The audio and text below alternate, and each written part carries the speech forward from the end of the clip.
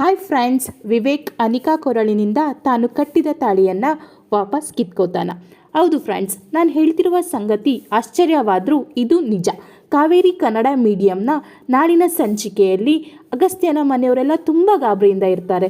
ಏಕೆಂದರೆ ವಿವೇಕ್ ತುಂಬ ತಡವಾದರೂ ಮನೆಗೆ ಬಂದಿರೋದಿಲ್ಲ, ಮನೆಯವರ ಯಾರ ಫೋನನ್ನು ರಿಸೀವ್ ಮಾಡ್ತಿರೋದಿಲ್ಲ. ಆದ್ದರಿಂದ ಮನೆಯವರೆಲ್ಲ ತುಂಬ ಗಾಬರಿಯಾಗಿರ್ತಾರೆ. ಅಂತೂ ಇಂತೂ ತುಂಬ ಸಮಯದ ನಂತರ ವಿವೇಕ್ ಮನೆಗೆ ವಾಪಸ್ ಬರ್ತಾನೆ.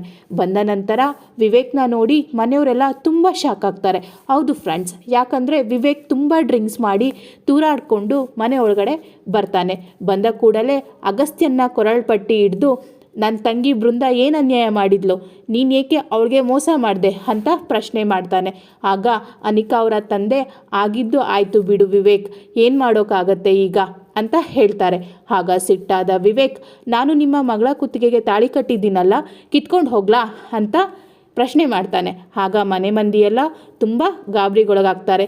ನಿಮಗೇನು ಅನ್ನಿಸ್ತಿದೆ ಸ್ನೇಹಿತರೆ? ವಿವೇಕ್ ಅನಿಕಾ ಕೊರಳಿನಿಂದ ತಾನು ಕಟ್ಟಿದ ತಾಳಿಯನ್ನು ವಾಪಸ್ ಕಿತ್ಕೋತಾನ? ಕಮೆಂಟ್ ಮಾಡಿ.